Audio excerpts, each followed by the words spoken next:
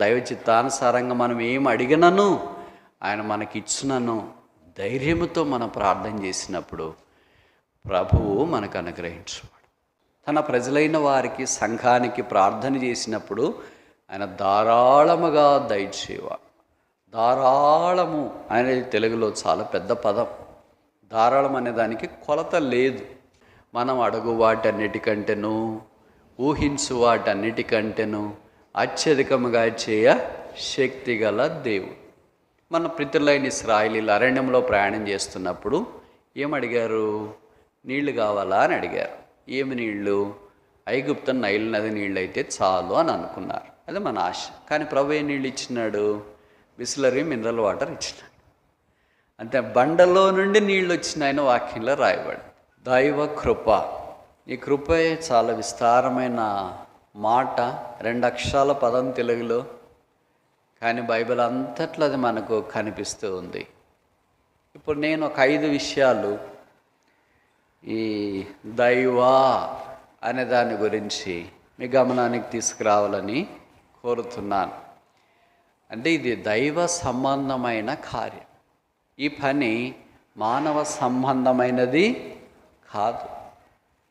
మొదటిది కొరింథీయులకు రాసిన 2వ పత్రిక 7వ అధ్యాయం 2 Corinthians chapter 7 verse 10.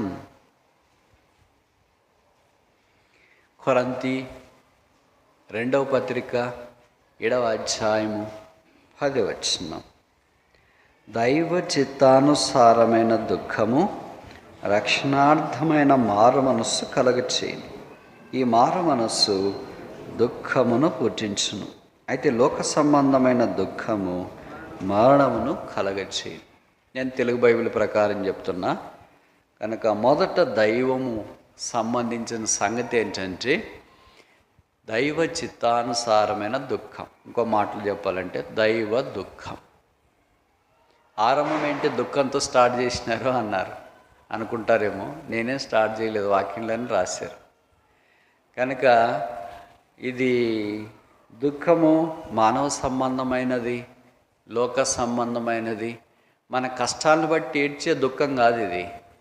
మనకు బాధలు, ఇబ్బందులు కలిగినప్పుడు చాలా ఏడుస్తుంటాం. ఎంతకు బతికినామా, దేవుడు తీసుకుంటే బాగుండు, లేకపోతే ఆయన వస్తే బాగుండు అనుకుంటాం. ఆ దుఃఖం కాదు ఇది. ఇది దేవుని యొక్క కార్యముల కొరకైన దుఃఖం.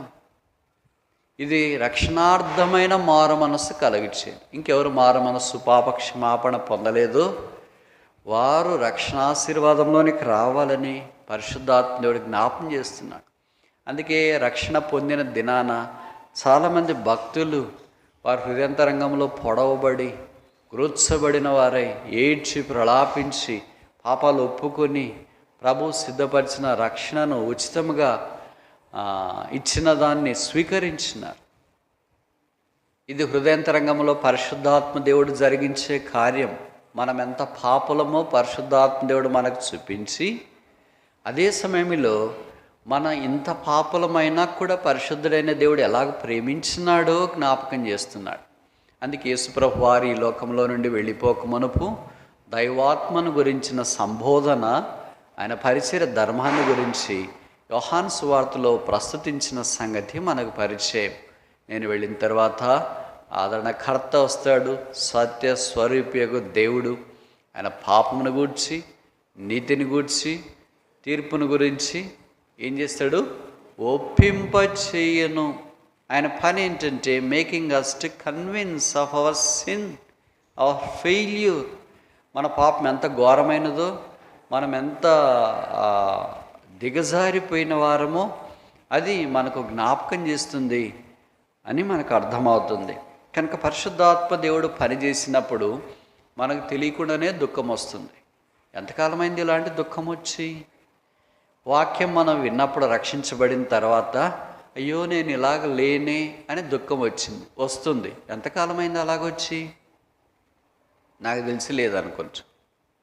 మనం ఇంకేమనుకుంటామంటే నన్ను గురించి చెప్పినాడు అని అనుకుంటాం. సరే, మామూలుగా మాట్లాడదాం. నేను ఇక్కడికి వచ్చి వాక్యం చెప్పేది ఎవరి కొరకు?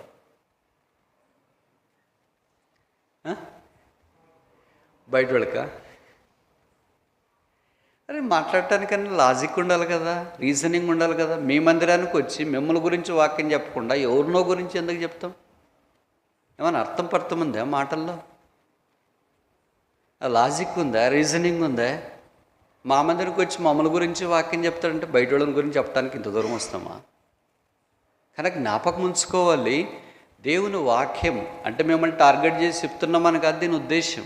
మాకు తెలియదు కదా మీరెవరో, ఎలాంటి వాళ్ళు, ఏం కథ అన్నీ ఎరిగిన వాడు ఒక్కడే పరిశుద్ధాత్మ దేవుడు.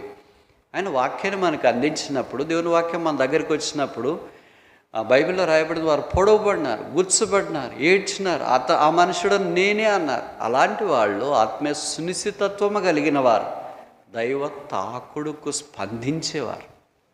అలాగే ఏమో లేకపోతే ఇంకెవడన్నా చెప్పినారేమో, ఇంత దూరం దాని కొరికే రావాలన్నా ఏంటి, వేరే వాక్యాలు లేవా ఏంటి, అదే వాక్యం కనిపించిందా ఏంటి, దాని గురించి అంత ఎక్కువ మాట్లాడాలా ఏంటి, అదే అవసరమా ఏంటి అంటే ఏమని అర్థం అంటే నీవు దైవ సున్నితత్వానికి ఎప్పుడో స్పృహ కోల్పోయావు.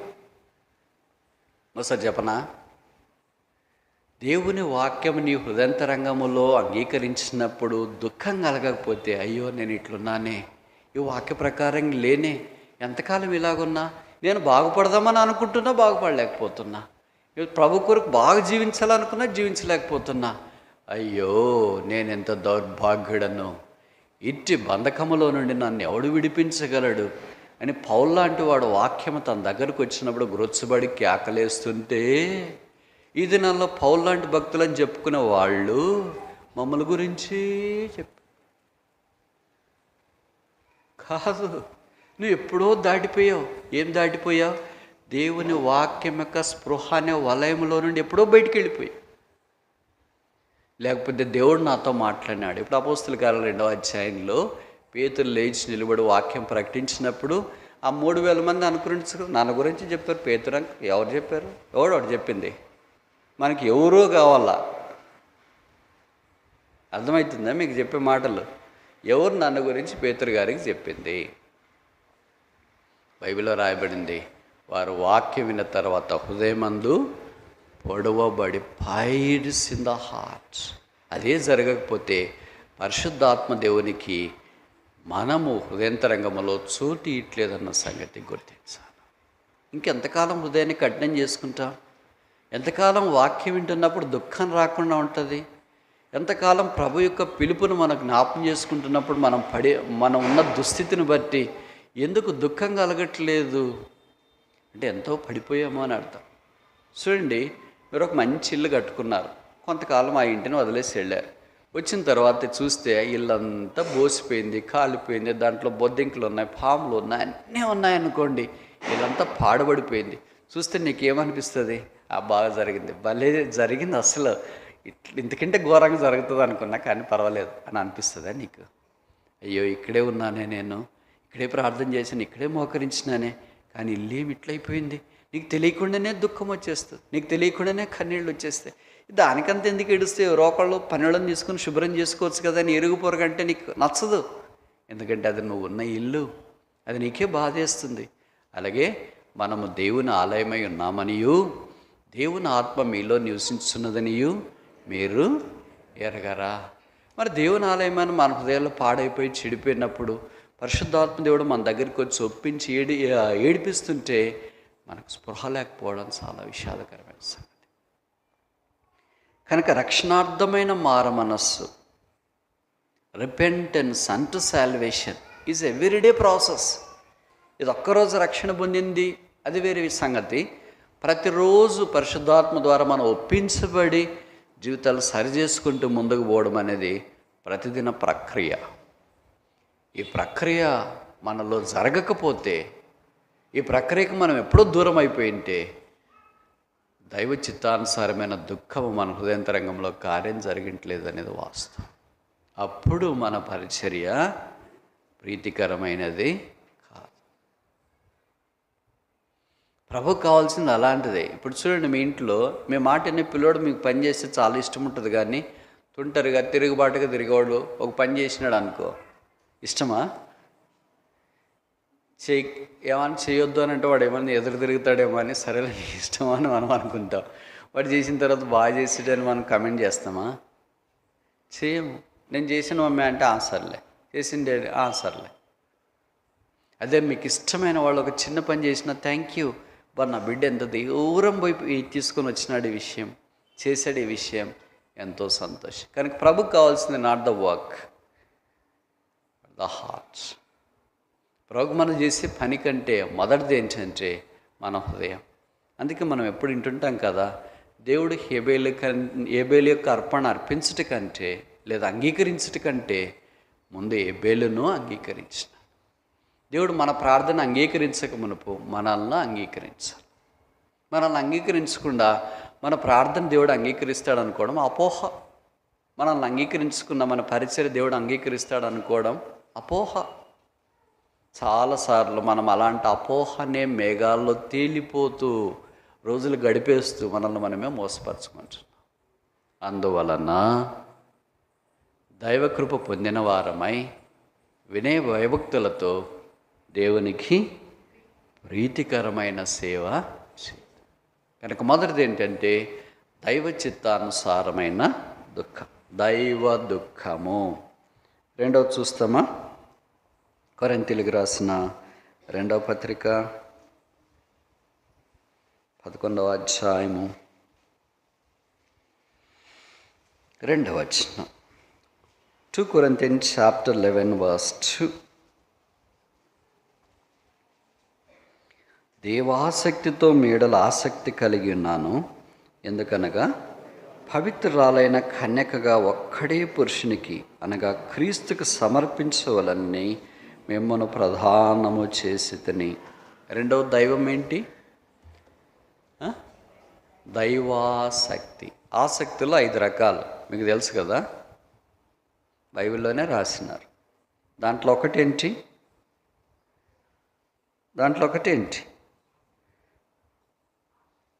ఆసక్తి. అత్యాసక్తితో, వారు అత్యాసక్తితో ప్రార్థించగా, ఆసక్తితో పని చేయగా. దైవాసక్తి. ఆసక్తులు చాలామందికి ఉంటుంది కానీ not driven by the gods. ఆ ఆసక్తి దేవుని ద్వారా నడిపించబడేదిగా ఉండదు. ఇంకో మాటలో చెప్పాలంటే పరిశుద్ధాత్మ దేవుని ద్వారా ఆ ఆసక్తి కలిగి ఉన్నప్పుడు అద్భుతంగా మార్చబడుతుంది. పౌలు అన్నాడు, ఆయన దేవాసక్తితో ఇదొక్క పని చేసినాడు. ఏం పని? కొరింథీ సంఘమంతటిని, ఇంకో మాటలో చెప్పాలంటే సార్వత్రిక సంఘాన్ని క్రీస్తు అనే ఒకే ఒక్క పురుషునికి ఏం చేసినాడంట? చేస్ట్ వర్జిన్, పవిత్రురాలైన కన్యకగా ప్రధానము చేసిన. బెట్రోత్డ్. మీకు తెలుసు కదా బెట్రోతలు అంటే, నాకంటే బాగా తెలుసు. ఆ ప్రాసెస్ గుండా పోయిన వాళ్ళు కొంతమంది ఉన్నారు. ఆ బెట్రోతలు అయిపోయిన తర్వాత వాళ్ళ సంబరము అంబరాన్ని అంటుతుంది. ఇంకా ఆ తర్వాత ఏం జరుగుతుందో నాకంటే మీకు ఎక్కువ తెలుసు అనుకుంటా. ఇద్దరు కలిసి షాపింగ్కి వెళ్ళడం, మాట్లాడడం, తిరగడం, ఇంకా సో మచ్. ఇప్పుడు మనము ఆత్మీయంగా కూడా ప్రభుతో ప్రధానము చేయబడిన సంఘము, మహిమగల సంఘము, ఆధ్యాత్మికమైన సంఘము. ప్రభుతో ప్రదానం చేసిన తర్వాత ఆయన్ని మాట్లాడకుండా, ఆయనతో చూడకుండా, ఆయన పట్టించుకోకుండా మన దారి మనం వెళ్ళామనుకోండి, మనకు అర్థమయ్యేటట్టు చెప్పనా? అమ్మాయి అబ్బాయికి ప్రదానం చేసినారు. సరే, ఈ దినాల కల్చర్ ప్రకారం ఏంటంటే అయిపోయిన వెంటనే వాళ్ళు ఫోన్ నెంబర్లు తీసుకుంటారు. ఎట్లా తీసుకుంటారో నాకు తెలియదు, మీకే తెలుసు. ఎవరిస్తారో ఎట్లా తీసుకుంటారో తెలియదు. వెంటనే చాటింగో లేకపోతే మాట్లాడడం ఆరంభిస్తారు. కొన్నిసార్లు టీ తాగటానికో కాఫీకో బయటికి వెళ్తారు. పెళ్లి దగ్గరికి వచ్చేటప్పటికి పెళ్లి బట్టలకు కూడా బయటికి వెళ్ళి వాళ్ళు బట్టలు కొని షాపింగ్ ఇవన్నీ చేస్తుంటారు. అలా కాకుండా ఎంగేజ్మెంట్ అయిన తర్వాత కూడా ఏం అబ్బాయి అమ్మాయి మాట్లాడుకోకుండా నిశ్శబ్దంగా ఉన్నారు పెళ్ళిదాకా. అలాగే ఈ దినాల్లో ఉండేవాళ్ళు ఉంటారా? తెలియదు నాకు, ఉంటారో లేదో. ఈశ్వరులుగా అలాగ ఉండరు కనుక మాట్లాడుతూ ఉంటారు. ఈ అబ్బాయి ఫోన్ చేసినా కూడా అమ్మాయి స్పందించలేదు అనుకో, ఓసారి 2 సార్లు 3 సార్లు 4 సార్లు 5 సార్లు చూస్తారు. తర్వాత ఏమంటారు? చెప్పరేంటి? అమ్మాయి నాకు వద్దు. ఇంకెందుకు వద్దు అంటే వేరే కారణాలు ఎన్నో అన్వేషిస్తాను. నేను ఫోన్ చేస్తే ఎందుకు స్పందించలేదంటే ఏదో వేరే కారణం ఉంటుంది. ఎక్కడెక్కడ ఆలోచనలు వెళ్ళిపోతాయి. కనుక నాకు అరే అదేంట్రా ఎంగేజ్మెంట్ చేసాము, అందరు ఫోటోలు తీసినారు, మా అత్తయ్య లాంటి వాడు వచ్చి చేసినాడు కార్యక్రమం, నువ్వు వదిలేస్తేట ఎవరు చేస్తే ఏముంది, మరి నాతో మాట్లాడట్లేదు కదా, క్లోజ్గా ఉండట్లేదు కదా, నేనంటే ఇష్టపడట్లేదు కదా, నా ఫోన్ కాల్స్ రిసీవ్ చేసుకో నేను పట్టించుకోవట్లేదు కదా, ఇంక నాకెందుకు. ఒక భౌతికమైన అబ్బాయి అమ్మాయి ప్రదానం చేయబడిన తర్వాత ఇంత డిస్టెన్స్ మెయింటైన్ చేసినప్పుడు కలిగే నష్టం అపారమైందైతే, ఆత్మ సంబంధంగా దేవునితో మనం ప్రదానం చేయబడిన తర్వాత ఇప్పుడు మనం దేవునితో ప్రార్థన చేయడం మానేసాం, ఆరాధన చేయడం మానేసాం, బైబిల్ చదవడం మానేసాం, అందరు రావడం మానేసాం, దేవుడు మాట్లాడుతున్నా కూడా మనకేం లెక్కలేదు, ఆయన్ని సేవించడం మానేసాం, అటెండ్ కావడం మానేసాం, అన్నీ చేసాం. కానీ ఆయన మాత్రం ఒకటి చేయలేకపోతున్నాడు, ఈ అమ్మాయి నాకు వద్దు అని లేకపోతున్నాడు. అదే ఆయన బలహీనత. మన బలం ఏంటంటే ఆయన ఎలాగో నన్ను వద్దండు కదా. అర్థమైందా నా మాట? ఆయన నన్ను ఎలాగో వద్దన్నాడు, నేను ఎట్లున్నా కూడా చేసుకుంటాడు, ఎందుకంటే ఎంగేజ్మెంట్ చేసినాడు. ఇదిగో ఎంగేజ్మెంట్ చేశాడు, ఇది రింగ్ కూడా ఉంది, రక్షణ అనే రింగ్ కూడా ఉంది.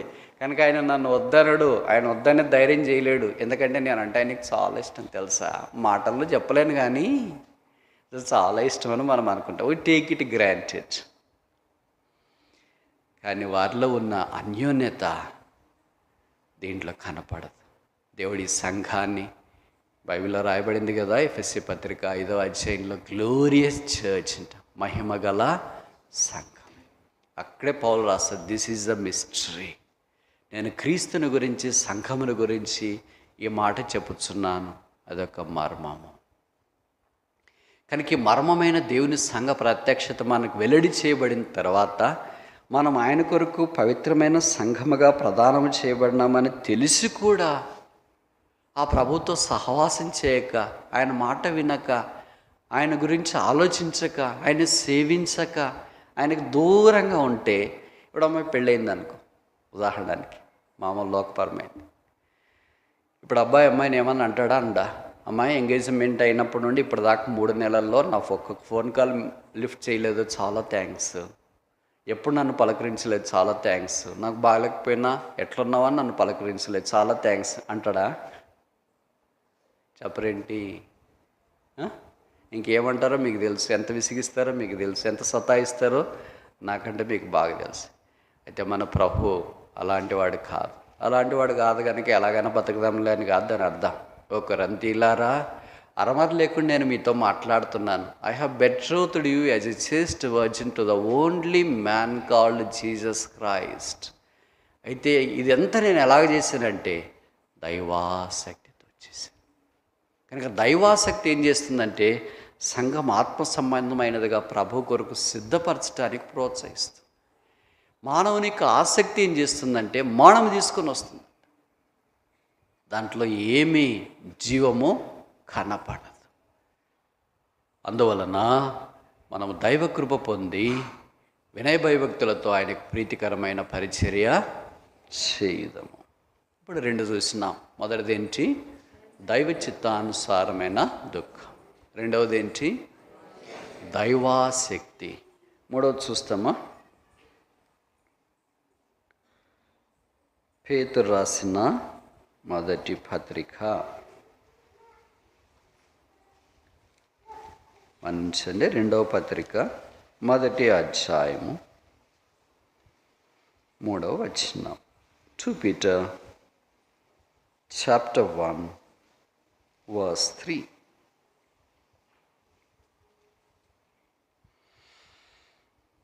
మనకు తెలుగులో 2-3 కలిసి ఉన్నాయి. నేను మధ్య భాగం చూద్దాం. ఆయన దైవశక్తి జీవమునకును భక్తికి నీ కావలసిన వాటన్నింటినీ మనకు దయచేయుచున్నందున. ఏ శక్తి? మూడవ దైవం ఏంటి? శక్తి, ద పవర్ ఆఫ్ గాడ్. ఈ దైవశక్తి 2 విషయాలు ఇస్తుంది. ఒక నాణ్యానికి 2 వైపులు ఎలా ఉంటాయో ప్రతి విశ్వాసికి కూడా ఈ 2 వైపులు అవసరం. మొదటిది ఏంటంట? జీవానికి అవసరం, అంటే ఈ లోకంలో అది బ్రతకటానికి. రెండవది ఏంటంట? భక్తి అంటే ఆత్మ సంబంధంగా జీవించడానికి. అంటే మొదటిది ఏంటి? ఫిజికల్ రెల్మ్, భౌతికమైన అక్కర్లు. రెండవది ఏంటి? స్పిరిచువల్ నీడ్స్, ఆత్మీయమైన అక్కర్లు. ఈ రెండింటిని దేవుడు ఏం చేస్తాడంటే ఆయన దైవశక్తి, జీవమునకును భక్తికిని కావలసిన వాటన్నిటినీ ఎలాగిస్తున్నాడంట? ఇంకొక సందర్భంలో చెప్పబడింది, ధారాళముగా దయచేయి దేవుడు. Is in full Liberty in giving to his children. తన ప్రజలైన వారికి, సంఘానికి ప్రార్థన చేసినప్పుడు ఆయన ధారాళముగా దయచేవాడు. ధారాళము అనేది తెలుగులో చాలా పెద్ద పదం. ధారాళం అనే దానికి కొలత లేదు. దాన్ని పౌలు ఎఫెసీ పత్రిక 3వ అధ్యాయంలో రాస్తూ, మనం అడుగు వాటన్నిటికంటేను, ఊహించు వాటన్నిటికంటేను అత్యధికముగా చేయ శక్తి గల దేవుడు. మన పితరులైన ఇశ్రాయేలీయులు అరణ్యంలో ప్రయాణం చేస్తున్నప్పుడు ఏమడిగారు? నీళ్లు కావాలా అని అడిగారు. ఏమి నీళ్లు? ఐగుప్తు నైల్ నది నీళ్ళు అయితే చాలు అని అనుకున్నారు. అది మన ఆశ. కానీ ప్రభు ఏ నీళ్ళు ఇచ్చినాడు? బిస్లరీ మినరల్ వాటర్ ఇచ్చినాడు. అంటే బండలో నుండి నీళ్ళు వచ్చినాయని వాక్యంలో రాయబడి. నదిలో నీళ్లు, బండలో నీళ్లు. నదిలో నీళ్ళు ఎక్కడ కలిసిపోతే, ఇప్పుడు మూసి నదిలో నీళ్లు ఉన్నాయని ఎక్కడికి కలిసి వచ్చినా నీకు తెలుసు. నువ్వు ఎలాగ తాగుతావో కూడా నీకు తెలుసు. అలా కాకుండా బండలో నుండి నీళ్ళు వచ్చినాయంటే ఆ బండ క్రీస్తే. Pure, pristine, unadulterated, chaste water. నిర్మలమైన, నిశ్చలమైన, స్వచ్ఛమైన, శుద్ధి కలిగిన నీళ్ళు. ఆ నీళ్ళే యేసుక్రీస్తు ప్రభు. అలాగే వాళ్ళు ఏమనుకున్నారు? మాకు ఏదో ఇప్పుడు భోజనం పెడితే చాలు అని అనుకున్నారు. ప్రభు 40 సంవత్సరాలు వారికి మన్నా కురిపించిన. మాంసాపేక్ష కలిగినారు. అంటే క్రిస్టియన్స్ అంటే ఎప్పటి నుండో అదే కదా. వాళ్ళకి ఏ ఫంక్షన్ అయినా కూడా వాసన వస్తుంటే, నేనే కూడా వస్తుంటే కింద వాసన వస్తుంది. మరి మొదట నన్ను అదే పట్టేస్తుంది. సో అది ఉంటేనే కొద్దిగా ఏదో మీటింగ్ జరిగినట్లు ఉంటుంది. లేకపోతే మామూలు అన్నం సాంబారా ఏంటో భక్సింగ్ గారు ఆ దినాల్లో వేసినారు, కానీ ఇప్పుడు కష్టం అని అనుకుంటాం. వాళ్ళకి మాంసాపేక్ష ఆపేక్ష కలిగింటే బాగుండేది. మరి వెనక్కి వెళ్ళాలనుకున్నారు. ఐగుప్తుకు పోయినప్పుడు మేము ఏమేమి తిన్నామో తెలుసా? చేపలు తిన్నాము, చాలా బాగున్నాయి. అసలు ఇట్లా మా దగ్గరికి వచ్చినాయి తెలుసా? నైల్ నదులు ఇట్లా పారుతా ఉంటే మేము అక్కడక్కడే పని చేసేవాళ్ళం. ఏం పని? అది తెలియట్లే. అక్కడే పని చేసేవాళ్ళు. ఏం పని చేసినావు? ఇటుకలు మోసినావు, ఇటుకలు కాల్చినావు, గడ్డి తీసుకొని వచ్చినావు, దాని కొరకు అంత ప్రయత్నం. ఈ బానిసత్వం తెలియట్లే. ఈ బానిసత్వం మర్చిపోయి చేపలు కనిపిస్తున్నాయి వాళ్ళకి. చేపలు, కూరాకులు, ఉల్లిగడ్డలు, ఎల్లిపాయలు అన్నీ మేము తిన్నాం. అసలు ఇక్కడ ఏం లేదక, కారం లేదు, ఉప్పు లేదు, సవి సారం లేకుండా ఉంది. ఇక మొన్న తినలేకపోతున్నా ఆయన వారు సడుగుతూ ఉంటే దేవుడు కనికరించి వారికి పూరీళ్ళు పంపించినాడంట. వచ్చి వాలిపోతుంటే ఒకదాని మీద ఇలా పేరుకుపోయినాయి. అబ్బా దొరికిందిరా దేవుడా ఏళ్ళ తర్వాత అని అనుకున్నారు. మనలాంటి వాళ్ళు ఇంక కొంతమంది బార్బెక్యూ చేసుకునేవాళ్ళు, కొంతమంది ఫ్రై చేసుకునేవాళ్ళు, కొంతమంది కర్రీ చేసుకునేవాళ్ళు, కొంతమంది అంతదాకా కూడా ఆలస్యం కాకుండా కడ్డీలు పెట్టి కాల్చుకుని ఎలా ఉన్నారో తెలియదు, కానీ బైబిల్లో రాయబడింది ఏంటంటే వాళ్ళు గొంత దాకా తిన్నారంట. ఇంకొక ముక్క తింటే అంత తినేది కూడా వాంతి తెచ్చేంత దాకా తిన్నారు. కీర్తనలో చెప్పబడింది, ఏలైనగా దేవుడు వారి కోరినది వారికి అనుగ్రహించెను, కానీ వారి మనసులకు ప్రాణమునకు క్షీణత కలగచేసి. కనుక ప్రభు మన జీవానికి, భక్తికి కావలసినవన్నీ ఇస్తాడు అని ఏదంటే ఏదో అడగటానికి లేదు. దేవుని చిత్తానుసారమైన ప్రార్థన మనం చేసినప్పుడు ప్రభు ఆలకించి మనకు దయచేస్తాడు. మనం కొన్నిసార్లు దేవుని చిత్తానికి వలపడదు కూడా ప్రార్థన చేస్తుంటాం, కావాలని. అలాంటి దాని కొరకు మనం ఇంక ఎలా మోసపోతుంటామంటే ఉపవాసంతో ప్రార్థన చేయాలి దీని కొరకు. ఆయన 1 రోజు ఉపవాసము, 3 రోజులు ఉపవాసము, 7 రోజులు ఉపవాసము, 14 రోజులు ఉపవాసము, అంత ఉండేవాళ్ళు లేరు అనుకుంటాం. వాటికి స్టాప్. కానీ బైబిల్లో అలాంటి వాళ్ళు కూడా ఉన్నారు. అలాగే దాని కొరకు చేస్తుంటాం. ప్రభు ఇన్ని రోజులు ఉపవాసం ఉన్నారు కదా, వారి శరీరాన్ని కష్టపరుచుకున్నారు కదా అని ఇచ్చేస్తే దాంట్లో మనకు ప్రాణమునకు క్షీణత అవకాశం ఉంది. అలా కాకుండా దైవ చిత్తానుసారంగా మనం ఏం అడిగినను ఆయన మనకి ఇచ్చినను ధైర్యముతో మనం ప్రార్థన చేసినప్పుడు ప్రభువు మనకు అనుగ్రహించువాడు. రోమా 8లో చెప్పబడింది, దేవుడు తన కుమారుని మనకు అనుగ్రహించడానికి వెనుదీయలేదు కనుక ఆయనతో పాటు సమస్తం మనకెందుకు అనుగ్రహింపడు. దేవుడు అనుగ్రహిస్తాడు, కానీ మనం ప్రార్థన చేయడం అనేది చాలా ప్రాముఖ్యమైన సంగతి. కనుక మొదటిది జీవమునకు అవసరమైంది దేవుడు దయచేవాడు. రెండవది భక్తికి అవసరమైంది. మనకు అంత దీని గురించి ఉండదులే, ఎప్పుడు మొదటిదే ఉంటుంది. ఎప్పుడు మనకి ఏం తినాలా, ఏం తాగాలా, ఏం కట్టుకోవాలా, ఎక్కడ ఉండాలా, ఏ కారు, ఏ ఇల్లు, ఏ వాకిలి, ఏ ఫ్లాటు, ఎలాగా ఈ లోకంలో జీవించాలనేదే ఉంది. కానీ ఈ లోకంలో అయిపోయిన తర్వాత దేవుడు నన్ను పిలిస్తే వాట్ నెక్స్ట్? ఎట్లబ్బా పరలోక రాజ్యానికి పోతే ఖాళీ చేతులతో పోవచ్చా?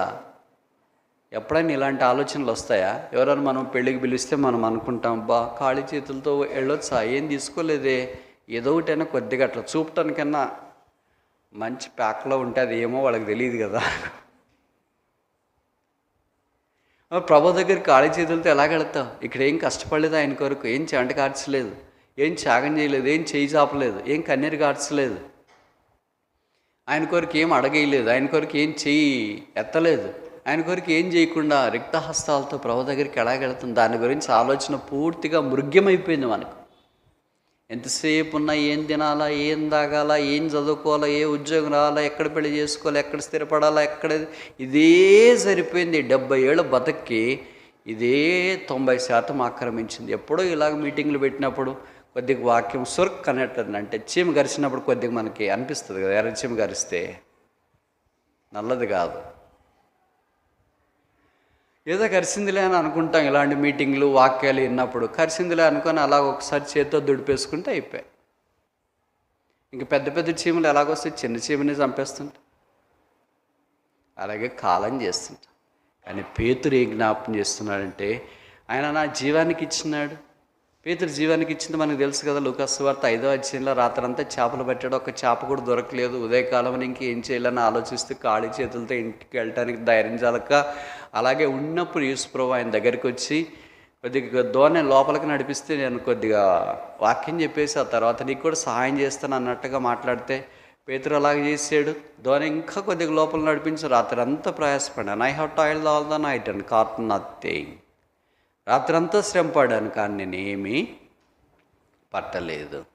అయితే లోతుకు నడిపించి వలేసినప్పుడు విస్తారమైన చేపల రాసి, 1 కాదు 2 కాదు 3 కాదు.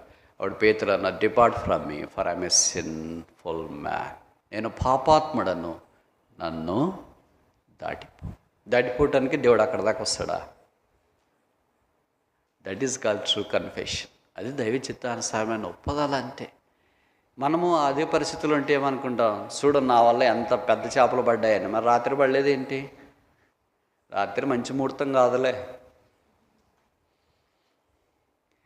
ఎలాగొచ్చినానే ఏమో అని మనం అనుకుంటాం. కానీ ప్రభు ఆజ్ఞను బట్టి బైబిల్లో రాయబడింది. పేతురు అన్నాడు 5వ అధ్యాయం లూకాసు వార్త 5వ వచనం అనుకుంటే, nevertheless thy word I will let down my net. ఆయనను నీ మాట చొప్పున నేను వాళ్ళ వేతను. ఆయన జీవానికి కావాల్సింది దేవుడు ఇచ్చినాడు. ఇప్పుడు ఆయన భక్తికి కావాల్సింది దేవుడు ఇవ్వాలి. అందుకే అపోస్తలుల కార్యాలు 2వ అధ్యాయంలో లేచి నిలబడితే వాక్యం ప్రకటించబడింది. ఆ తర్వాత తిరిగి కొర్నేలు ఇంట్లో ఆయన వాక్యం ప్రకటించినాడు. దేవుడు పక్షపాతి కాడు. యేసుక్రీస్తు అందరికీ, పేతురు మా కొర్నేలు ఇంట్లో బాధ చేయకపోతే మాట క్రైస్తవ లోకానికి పరిచయం ఉండేది కాదు. ఏమైనా అపోస్తలుల కార్యాలు 10:36 Jesus is lord of all. మనం ఎక్కడైనా ఈ వాక్యం స్టిక్కర్ పెట్టుకుంటాం, యేసుక్రీస్తు అందరికీ. ఇది పేతురు నోట్లో నుండి దేవుడు బయటికి పలికించిన మాట. We would have missed this spectacular verse had Peter not spoken at the house of Cornelius. కొర్నేలి ఇంట్లో పేతురు ప్రసంగం చేయకుండా ఉంటే బహుశా మనకి వాక్యం పరిచయం అయ్యేది. కనుక దేవుడు వాళ్ళ భక్తికి కావాల్సింది ఎలాగిచ్చినాడు? అభిషేకం ఇచ్చినాడు, ధైర్యం ఇచ్చినాడు. అపోస్తలుల కార్యాలు సువార్తలో పరిగెత్తిపోయినాడు, ఒక అమ్మాయికి భయపడినాడు. ఇప్పుడు అపోస్తలుల కార్యంలో అమ్మాయి కాదు, కాకలు తిరిగిన రోమా అధికారులు నిలబడి మాట్లాడినారు. అక్కడ ఇరుగుపోరగా అక్కడికి వచ్చిన వాళ్ళు అన్నారు, ఈ మనుషులు యేసుతో కూడా ఉన్నవారు. కొంతమంది అన్నారు వీరు విద్య లేని పామర్లు అని అన్నారు. కొంతమంది కొట్టేసి వాళ్ళని యేసుప్రభుని గురించి చెప్పినప్పుడు బెదిరించి పంపించినారా అని ఉంది. ఎలాగ బెదిరించినారంట, ఇంకోసారి ఎక్కడ చెప్పొద్దు అని. మనం ఏంటి ఏమనింటాం, అబ్బా చెప్పాలనుకున్నాను కానీ చెప్పొద్దని చెప్పేశారు. పేతురు వాళ్ళు బయటకు వచ్చిన తర్వాత, మేము దేవుని మాట వినాలనా మీ మాట వినాలనా? వారు బైబిల్లో రాయబడింది, బహుధైర్యముగా వాక్యము ప్రకటించి, దేవుని వాక్యము ప్రబలమై వ్యాపి. ధైర్యం లేకుండా పరిగెత్తిపోయిన వాడికి బహుధైర్యం ఎలాగొస్తుంది? ఎలాగొస్తుంది మరి దేవుని యొక్క ధైర్యం? 28వ అధ్యాయం సామెతలు 1వ వచనం, నీతిమంతుడు సింహం వలె ధైర్యముగా. సువార్త కొరకు ధైర్యం, దైవ కార్యాల కొరకు ధైర్యం, దేవుణ్ణి సేవించడానికి ధైర్యం. అందుకని ఎబ్రీ పత్రికలో రాయబడింది కదా, మనం కనికరించబడి సమయోచితమైన సహాయం కొరకు ఎలాగంట ధైర్యముతో కృపాసనం. మనకి ఇలాంటి దానికి ధైర్యం ఉండదు. ప్రార్థన చేయడానికి ధైర్యం, సువార్త చెప్పడానికి ధైర్యం, వాక్యం చెప్పడానికి ధైర్యం, దీనికి మనకు ధైర్యం ఉండదు. లోకాభరణం చేయటానికి విపరీతమైన ధైర్యం. కనుక మూడవదిగా మనం గ్రహించవలసింది ఏంటంటే, దైవ శక్తి, the power of God supplies all our physical and spiritual needs. దైవశక్తి జీవమునకును భక్తికి నీ కావలసిన వాటన్నింటినీ దయచేయి. 4వది చూస్తామా? తిమోతి పత్రిక, మొదటి పత్రిక అనుకుంటా, 3వ అధ్యాయం 16వ వచనం.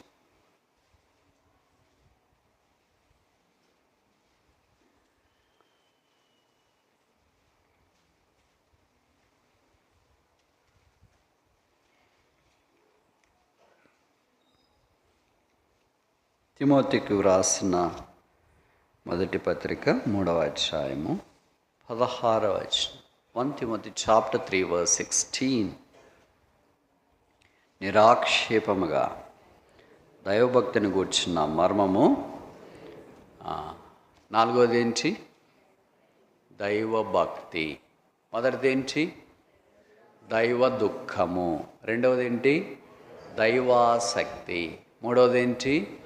దైవశక్తి. 4వది ఏంటి?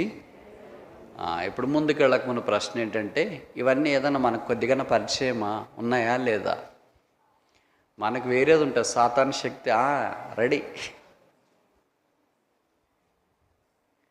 ఇక్కడ రాయబడిన దైవభక్తి, భక్తి, దైవత్వముతో భక్తి చేయాలని చాలామందికి ఆశ ఉంటుంది. అందుకే లోకంలో మనం చూస్తుంటాం కదా, సీజనల్ భక్తులు కొంతమంది పుట్టుకొని వస్తుంటారు. వారికి భక్తి అంటే ఎంత తప్పదు కదా అన్నట్లు, ఆదివారం తప్పదు కదా అన్నట్లు, ఇలాగ మీటింగ్ తప్పదు కదా అన్నట్టు, బైబిల్ తప్పదు కదా అన్నట్లు చేస్తాం. కానీ క్రైస్తవేతరులకు కనిపించే భక్తి క్రైస్తవులకు అంటే మీరు అనొచ్చు, కనబడే అంతా చేయాల్సిన పనే ముందు బ్రదర్ లోపల ఉంటే చాలు కదా అని. లోపల ఉండేది బయటకు వస్తుందిగా. ఎంతమంది మీరు మాటలు లోపల పెట్టుకున్నారు, కడపలో బయటికి చెప్పండి. మీ ఆయనకి చెప్పకుండా, మీ ఆవిడికి చెప్పకుండా, మీ పిల్లలకి చెప్పకుండా, ఇతరులకి ఎవరికి చెప్పకుండా నా కడపలోనే పెట్టుకున్నాను బ్రదర్ అనేవాళ్ళు చెప్పండి. ఉండదు. ఖచ్చితంగా అది బయటికి సంబంధమైనది కూడా. అంతరంగంలో ఉన్న దైవ భక్తి బయటికి రిఫ్లెక్ట్ కావాలి కదా, బయటికి రావాలి కదా, మార్గం ఉండాలి కదా. ఆ మార్గమే మనం దేవుణ్ణి సేవించటంలో తెలియపరచబడుతుంది. అలాంటి భక్తి లేని జీవితం, సంతుష్టి సహితమైన భక్తి, దైవ భక్తి గొప్ప లాభసాధకం. మనకు అలాంటి దాని గురించి ఆలోచించాం. ఇక్కడ ఈ భక్తిని గురించి రాసినాడు. అసలు దైవభక్తి అంటే ఏంటి, అదొక మర్మము అని రాసినాడు. ఆ మర్మము కింద విషయాలు ఇచ్చినాడు. ఇప్పుడు ఇవన్నీ మనం చెప్పుకోలేము కూడా. మనం సమయ అర్థవాన్ని బట్టి 6 విషయాలు రాసినాడు. మొదటిది ఏంటి? ఆయన సశరీరుడుగా ప్రత్యక్షమైన. ఇవంతా దైవభక్తి అంట. మరి మనకేమైనా అర్థమవుతుందా దీనికి రిలేషను?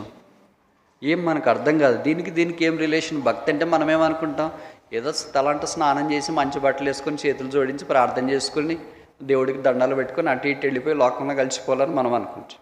మళ్ళీ ఆదివారం వచ్చి మళ్ళీ తలంట స్నానం చేసుకుని మంచి బట్టలు వేసుకొని మళ్ళీ చేతులు జోడించి మళ్ళీ దేవునికి దండం పెట్టుకుని పోవాలి, అది మనం భక్తి అనుకుంటాం.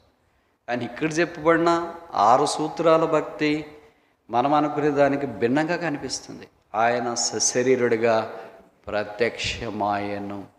కనుక భక్తి ఎక్కడ ఆరంభమవుతుందంటే the virgin birth of Jesus Christ is initiation of the godliness in a believer's life. విశ్వాస జీవితంలో దైవ భక్తి అనేది యేసుక్రీస్తు ప్రభువారు పాపరహితుడిగా ఈ భూమి మీద కన్య గర్భాన జన్మించుటతో మన భక్తి ఆరంభం కావాలని జ్ఞాపకం చేయబడుతుంది. This call manifestation of God. దేవుడు సశరీరుడిగా ప్రత్యక్షమవుట్. రెండవది ఏంటి? ఆత్మ విషయమున నీతిపరుడని. ఆయన నీతిపరుడు, ఆయన మార్గము నీతి మార్గం, ఆయన నీతినే బోధించినాడు. జస్టిఫికేషన్, నీతిగా తీర్చబడుట. మూడవది ఏంటి? దేవదూతలకు కనబడెను. దేవదూతలు వచ్చి ఆయనకు పరిచయం చేసినట్లు కూడా చివర్ల గెత్సేమనే తోటలో వాక్యంలో మన గ్రంథస్థం చేయబడి కనబడను. That's called the revolution. ఆయన ప్రత్యక్షత ఏమో వారికి చూపించినాడు. నాలుగవది ఏంటి? రక్షకుడని జనములలో ఎవరైనా యేసుక్రీస్తు ప్రవక్త అనుకునేవాళ్ళు కొంతమంది ఉన్నారు, ప్రవక్త కూడానా, బోధకుడు అనుకునేవాళ్ళు ఉన్నారు, బోధకుడు కూడానా యేసు ప్రభు. వీటన్నిటికంటే మించి భక్తిలో ఉన్న మర్మం ఏంటి? Is the saviour of the world, లోక రక్షకుడు. ఇది యోహాను సువార్త 4వ అధ్యాయంలో సమరయలో ఉన్న సామాన్యమైన వాళ్ళు చెప్పేశారు. వాళ్ళకే బోరబెట్టి వాక్యాలు పైన రాయలేదు, ఈ నిజముగా లోక రక్షకుడు అని. దారెంబడిపోయే మనుషులు. సమరయ స్త్రీ వచ్చి నేను చేసినవని నాతో చెప్పిన ఈయన క్రీస్తు కాడా, కమాండ్ సి, వచ్చి చూడండి అంటే అందరూ వచ్చి చూసినారు. చూసిన వెంటనే ఆయన గురించి ఏం చెప్పారు? ఈయన నిజముగా లోకరక్ష, is truly the saviour of the world. కనుక ఇక్కడ చెప్పబడిన మాట ఏంటంటే భక్తిలో ఆయన రక్షకుడని జనముల మధ్యలో ప్రకటించబడెను. పబ్లికేషన్. మత్తయి 1:21 మనం చూస్తాం. తన ప్రజలను వారి పాపంలో నుండి ఆయనే రక్షించిన కనుక ఆయనకు యేసుని పేరు. లోకమందు నమ్మబడెను అంటే ఇదే కదా. ఎవడైనా యేసు ప్రభువు యందు విశ్వాసం ఉంచినడలా, ఆయన నమ్మకం ఉంచినడలా నాకంటే గొప్ప కార్యాలు చేస్తాయి. అలాగే రోమపత్రికలో చెప్పబడింది, ఆయన రక్షకుడని లేకపోతే ప్రభువు అని నోటితో ఒప్పుకొని హృదయమందు విశ్వసించిన వాళ్ళు రక్షణ పొందుతారు. కనుక ప్రజలు కొంతమంది నమ్మినారు, విశ్వాసం ఉంచున్నారు, ఆయన్ను వెంబడించడానికి పూనుకున్నారు. అది దైవభక్తిలో ఉన్న మర్మములు ఒకటిగా మనకు కనబడుతుంది. తర్వాత ఆఖరిది ఆరోహణుడై తేజోమయుడై. మొదటిది ఏంటి? ప్రత్యక్షమాయను. ఇప్పుడు ఆఖరిది ఏంటి? తేజోమయుడు. మొదటిది ఏంటి? He came down to this world. ఆఖరిది ఏంటి? He went up from this world. ఈ లోకానికి ఆయన దిగి వచ్చినాడు శరీరుడిగా. ఇప్పుడు ఈ లోకంలో నుండి పునరుత్థాన శరీరంతో ఆయన ఆరోహణం. ఆయన ఇదేమంట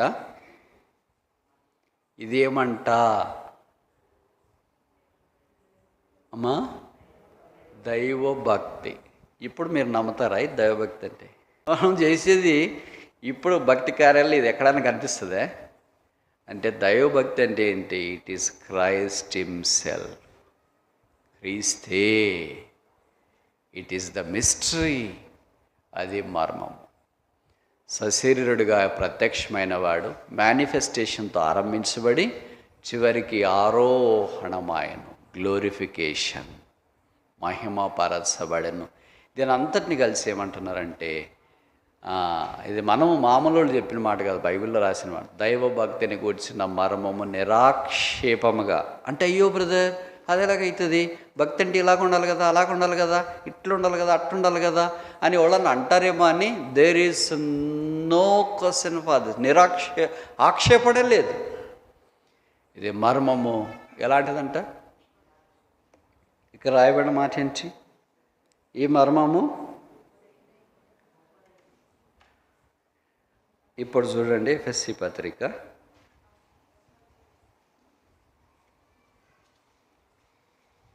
5వ అధ్యాయం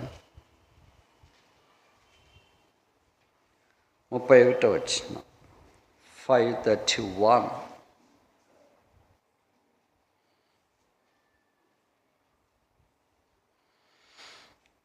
5:31. ఈ హేతువు చేత పురుషుడు తన తండ్రిని తల్లిని విడిచి తన భార్యను హత్తుకొనును, వారిద్దరు ఏక శరీరం అవుదురు. 32. ఈ మర్మము నేను క్రీస్తుని గూర్చియు సంఘమును గూర్చియు చెప్పుచున్నాను. ఇప్పుడు నేను సాధారణంగా అడిగే ప్రశ్నలు కొన్ని అడగొచ్చా? మిమ్మల్ని అడిగేంతటి వాడిని కాదు, కానీ చాలాసేపు అయింది కదా నేను ఒక్కడే మాట్లాడుతున్నా, మీరు ఇప్పుడు మాట్లాడితే బాగుంటుంది మైక్ లేకుండా.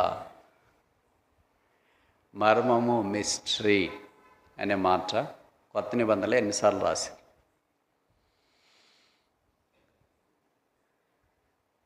దీంట్లో 2 రకాల మర్మము అని ఒకే పదం వాడినారు. తర్వాత గ్రేట్ మిస్టరీ, గొప్ప మర్మం.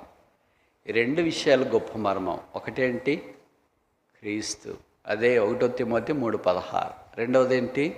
చర్చ్, సంఘం, అదే ఎఫెసీ పత్రిక 2వ అధ్యాయము 30.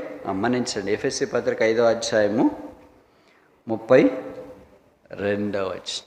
These are the 2 great mysteries.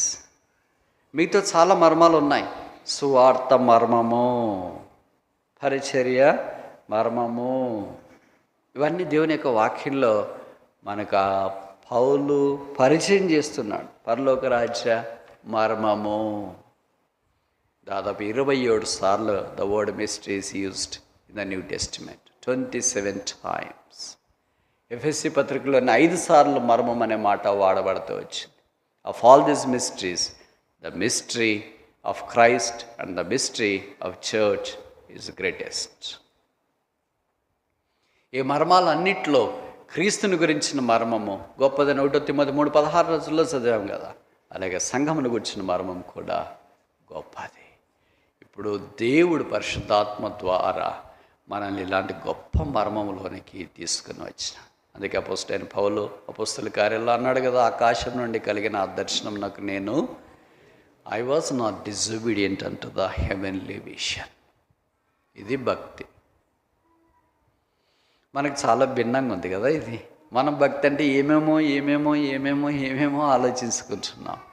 Concept is absolutely diabolically opposite. కానీ ఇక్కడ చెప్పబడింది, భక్తి starts with Jesus Christ, ends with his ascension. ఆయన ఇన్కార్నేషన్తో సశరీరుడిగా ప్రత్యక్షమైన దాంతో ఆరంభమవుతుంది, ఆయన ఆరోహణమైన దాంతో ముగించబడుతుంది. Any bhakti apart from Jesus Christ is no bhakti at all. యేసు ప్రభు వారికి వెలపట మనం భక్తి అని తలంచేది భక్తి కాదు. అందువలన దైవకృప పొంది ప్రీతికరమైన పరిచర్య, వినయ భయభక్తులతో దేవునికి సేవ చేయ. ఇప్పటిదాకా ఎన్ని చూసామో? 4 చూసాం. మొదటిది ఏంటి? దైవ దుఃఖము. రెండవది ఏంటి? దైవ శక్తి. మూడవది ఏంటి? దైవాశక్తి. మూడవది ఏంటి? దైవశక్తి. నాలుగవది ఏంటి? దైవ భక్తి. ఇప్పుడు 5వ ఆఖరి చూసి ముగిస్తాం. మనకు అక్కడే పరిచయమైన మాట ఎఫెసీ పత్రిక 12వ అధ్యాయం.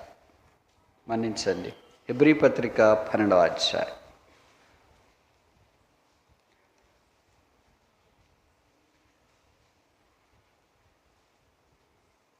29వ వచనం.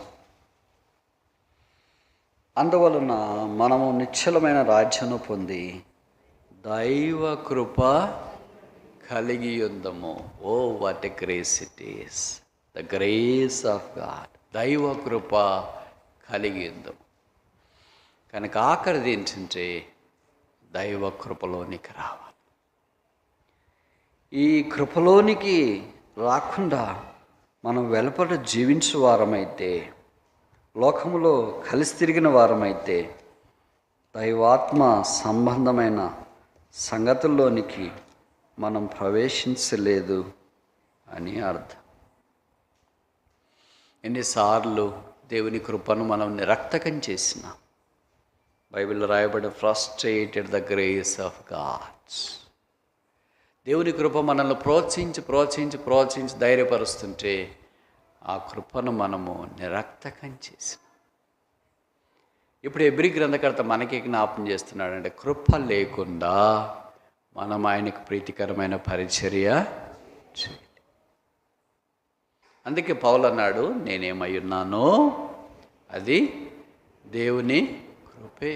ప్రభు అన్నాడు పౌలుతో, నా కృప నీకు, మై గ్రేస్ ఈజ్ సఫిషియంట్ అంటూ.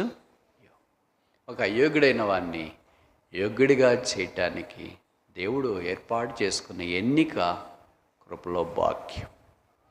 మనం దేవుని ఉగ్రతకు యోగ్యులం, నరకానికి యోగ్యులం, దేవుని శిక్షకు యోగ్యులం, దేవుని శాపమునకు యోగ్యులం.